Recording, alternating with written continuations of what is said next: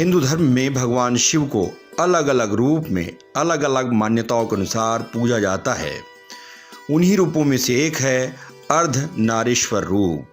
भगवान का अर्धनारीश्वर रूप बहुत ही अलौकिक अद्भुत है।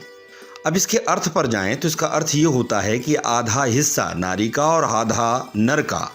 इस आधे स्वरूप में भगवान शिव अपनी पत्नी उमा के साथ अपने भक्तों को दर्शन देते हैं। कहा जाता है कि नर और मादा का ऊर्जा का जो संचय है वही सृजन का आधार है। इसलिए शिव और शक्ति एक साथ मिलकर ब्रह्मांड का निर्माण करते हैं। शास्त्रों में ये भी कहा गया है कि भगवान शिव ने ये रूप अपनी मर्जी से धारण कर लिया था। लेकिन आज हम आपको बताएंगे इससे जुड़ी पौराणिक कथा। एक पौराणिक कथा के अनुसार सृष्टि के प्रारंभ में जब ब्रह्मा जी द्वारा रची गई मानसिक सृष्टि विस्तार नहीं ले पा रही थी, इस बात से वो बहुत दुखी हुए। उसी समय आकाशवाणी हुई, हे ब्रह्म, आप मैथुनी सृष्टि करो।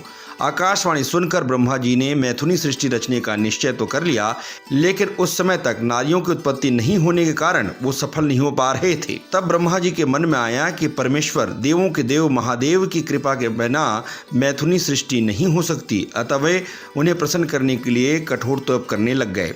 बहुत दिनों तक ब्रह्मा जी ने अपने हृदय में प्रेम पूर्वक भगवान शिव का ध्यान लगाकर वो बैठे रहे। एक दिन उनके तप से प्रसन्न होकर भगवान उमा महेश्वर ने उन्हें अर्धनारीश्वर रूप में दर्शन दिया।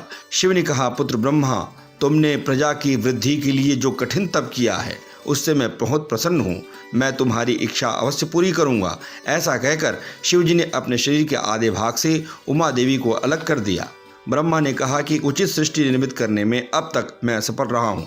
मैं अब स्त्री पुरुष के समागम से प्रजा को उत्पन्न कर सृष्टि का विस्तार करना चाहता हूँ। परमेश्वरी शिवा ने अपनी भौं के मध्य भाग से अपनी ही समान कांतिमती एक शक्ति प्रकट की। सृष्टि निर्माण के लिए शिव की वह शक्ति ब्रह्मा जी की प्रार्थना के अनुसार दक्ष की पुत्री हो गई। इस प्रकार ब्रह्मा जी को उपृत कर और अनुपम शक्ति देकर देवी शिवा महादेव जी के शरीर में प्रविष्ट हो गई। यही है भगवान अर्धनारीश्वर शिव का रहस्य और इसी से आगे सृष्टि का संचालन हो पाया। बोलिए अर्धनारीश्वर भगवान की जय।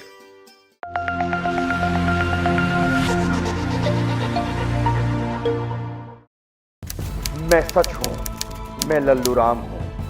मैं खड़ा हूँ आपके लिए, मैं लड़ता हूँ आपके लिए। मैं हर घर की आवाज़ हूँ, मैं दिन रात आपके साथ हूँ। मैं आपके अधिकारों की बात करता हूँ। मैं राजनेताओं से सीधे संवाद करता हूँ। मैं जनता के सवालों का जवाब ढूंढता हूँ। मैं सच हूँ, मैं लल्लू राम हूँ। लल्लूराम.com, सच कहेंगे लल्लू राम।